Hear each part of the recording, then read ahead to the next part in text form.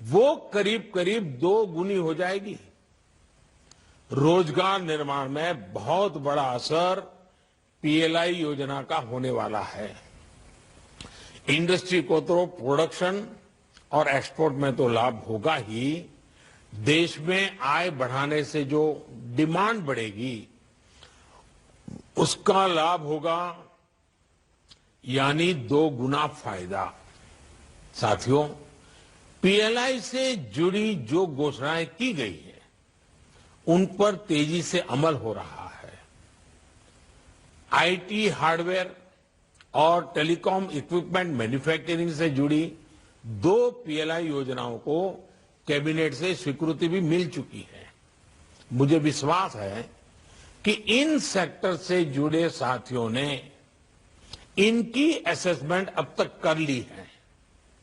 IT hardware के मामले में आने वाले 4 वर्षों में करीब 3.25 ट्रिलियन रुपए के प्रोडक्शन का अनुमान है।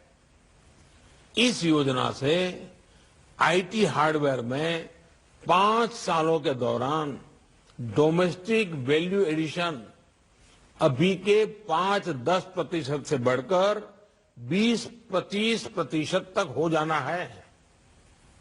इसी तरह टेलीकॉम इक्विपमेंट मैन्युफैक्चरिंग में भी आने वाले 5 साल में करीब 2.5 लाख करोड़ रुपए की वृद्धि होगी। इसमें भी लगभग 2 लाख करोड़ रुपए का एक्सपोर्ट करने की स्थिति हम लोग उसका फायदा उठा सकते हैं। फार्मा सेक्टर में भी आने वाले 5-6 सालों में एक प्रकार से लाखों करोड़ रुपए से ज्यादा का इन्वेस्टमेंट पीएलआई के तहत होने की संभावना हम नकार नहीं सकते हैं। बड़ा लक्ष्य लेकर के चल सकते हैं। इससे फार्मा सेल में लगभग 3 लाख करोड़ रुपए और एक्सपोर्ट में करीब 2 लाख करोड़ रुपए की वृद्धि का अनुमान है। साथियों, भारत में आज जो विमान वैक्सीन की लाखों डोज लेकर दुनिया भर में जा रहे हैं, वो खाली नहीं आ रहे हैं। वो अपने साथ भारत के प्रति बढ़ा हुआ भरोसा, भारत के प्रति आत्मीयता और उन देशों का लोगों का स्नेह और बुजुर्ग जो बीमार हैं उनके आशीर्वाद, एक भावात्मक लगाव लेकर के ये हमारे जहाज भर भर के आ रहे हैं। और ये संकट काल में जो भरोसा बनता है वो केवल प्रभावी पैदा नहीं करता, ये भरोसा चिरंजीव होता है, अमर होता है, प्रेरक होता है। भारत आज जिस तरह मानवता की सेवा कर रहा है और नम्रता के साथ कर रहा है, हम कोई अहंकार के साथ नहीं कर रहे, हम कर्तव्य भाव से कर रहे हैं। सेवा परमो धर्म, ये हमारे संस्कार है। इससे पूरी दुनिया में भारत अपने आप में एक बहुत बड़ा ब्रांड बन गया है। भारत की साख, भारत की पहचान निरंतर नई ऊंचाई पर पहुंच रही है। और ये भरोसा केवल वैक्सीन तक ही नहीं है, सिर्फ फार्मा सेक्टर की चीजों तक नहीं है।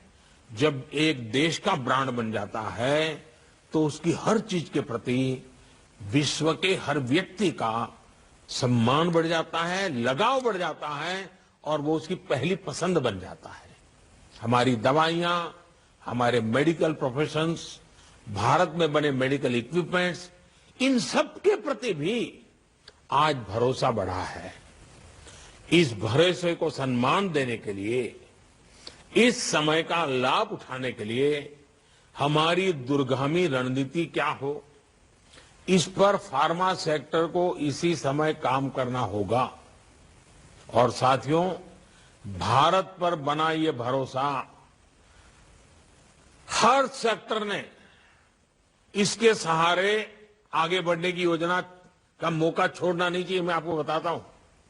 और इसलिए इस सकारात्मक परिस्थितियों में हर सेक्टर को अपनी रणनीति पर मंथन शुरू कर देना चाहिए। ये समय गंवाने का नहीं, ये समय पाने का है, देश के लिए हासिल करना है, आपकी अपनी कंपनी के लिए अवसर है। और साथियों, ये बातें जो मैं कह रहा हूं, ये करना जरा भी मुश्किल नहीं है। पीएलआई स्कीम की सक्सेस स्टोरी इनको बिल्कुल सपोर्ट करते हुए, हाँ ये सत्य है, संभव है। ऐसी एक success story electronics manufacturing sector की भी है। पिछले साल हमने मोबाइल फोन और इलेक्ट्रॉनिक कंपोनेंट्स के निर्माण के लिए पीएलआई स्कीम लॉन्च की थी। पैंडेमिक के दौरान भी इस सेक्टर में बीते साल 35,000 करोड़ रुपए का प्रोडक्शन हुआ। यही नहीं, कोरोना के इस कालखंड में भी इस सेक्टर में करीब करीब 1300 करोड़ रुपयों का नया इन्वेस्टमेंट आया है। इससे हजारों नई जॉब्स इस सेक्टर में तैयार हुई हैं। साथियों, पीएलआई स्कीम का एक व्यापक असर देश के एमएसएमई इकोसिस्टम को होने वाला है। ये मैं इसलिए कह रहा हूं क्योंकि हर सेक्टर में जो एंकर यूनिट्स बनेंगे, उनको पूरी वैल्यू चेन में नए सप्लायर बेस की जरूरत होगी। ये जो एंसिलरी यूनिट्स हैं, ये ज्यादातर एमएसएमई सेक्टर में ही बनेगी। एमएसएमई को ऐसे ही अवसरों के लिए तैयार करने का काम पहले ही शुरू किया जा चुका है। एमएसएमई की डेफिनेशन में बदलाव से लेकर इन्वेस्टमेंट की लिमिट बढ़ाने तक के फैसलों में बहुत लाभ इस सेक्टर को मिल रहा है। आज के दिन हम यहां जब बैठे हैं तो हमें आपके प्रोएक्टिव पार्टिसिपेशन की भी अपेक्षा है। पीएलआई से जुड़ने में अगर कहीं आपको दिक्कत आ रही है, अगर कुछ इसमें सुधार हो सकते हैं, जो जरूर अपनी बातें आपको लगती हैं, आप जरूर रखें, मेरे तक भी पहुंचाएं। साथियों, मुश्किल समय में हमने दिखाया है कि सामूहिक प्रयासों से हम बड़े बड़े लक्ष्य हासिल कर सकते हैं। कोलैबोरेशन की यही अप्रोच आत्मनिर्भर भारत का निर्माण करेंगी। अब इंडस्ट्री के आप सभी साथियों को आगे बढ़कर नए अवसरों पर काम करना है। इंडस्ट्री को अब देश और दुनिया के बेस्ट क्वालिटी गुड्स बनाने पर फोकस बढ़ाना है। इंडस्ट्री को fast moving, fast changing world की जरूरतों के हिसाब से इनोवेट करना होगा। आरएनडी में अपनी भागीदारी बढ़ानी होगी। मैन पावर की स्किल अपग्रेडेशन और नई टेक्नोलॉजी के उपयोग में भारत की इंडस्ट्री को और बढ़कर काम करना होगा। तभी हम ग्लोबली कॉम्पिटेंट हो पाएंगे। मुझे विश्वास है कि आज के इस मंथन से make in India, make for the world, इस सफर को आप सभी के विचारों, आप सभी के सुझावों, इससे नया बल मिलेगा, नई ताकत मिलेगी, नई गति मिलेगी, नई ऊर्जा मिलेगी। मैं फिर आग्रह करूंगा कि आपको जो भी समस्याएं आ रही हैं, रिफॉर्म्स को लेकर जो भी आपके सुझाव हैं, वो मुझे जरूर पहुंचाइए, खुले मन से पहुंचाइए। सरकार आपके हर सुझाव, हर समस्या के समाधान के लिए तैयार है।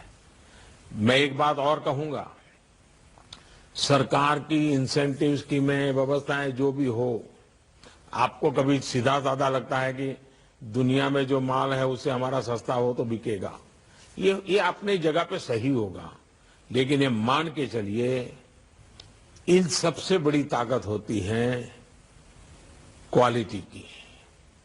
हमारी प्रोडक्ट कितनी कंपटीशन में क्वालिटी में खड़ी रहती है, फिर दुनिया 2 रुपया ज्यादा देने के लिए तैयार हो जाती है। आज भारत एक ब्रांड बन चुका है। अब आपको सिर्फ अपनी प्रोडक्ट की पहचान बनानी है। आपको ज्यादा मेहनत नहीं पड़ेगी। अगर मेहनत करनी है तो प्रोडक्शन क्वालिटी पर करनी है। पीएलआई का ज्यादा फायदा पीएलआई में और अधिक बेनिफिट मिले उसमें नहीं है। पीएलआई का ज्यादा फायदा प्रोडक्शन की क्वालिटी पर बल देने में है। इस पर भी आज की चर्चा में ध्यान देंगे, बहुत लाभ होगा। मैं आप इतनी बड़ी तादाद में इस बार जुड़ रहे हैं, आप दिन भर बैठने वाले हैं, मैं ज्यादा समय आपका लेता नहीं हूं। मेरी तरफ से आपको बहुत बहुत शुभकामनाएं हैं और इस समारोह में आने के लिए मैं हृदय से आपका आभार व्यक्त करता हूं। धन्यवाद।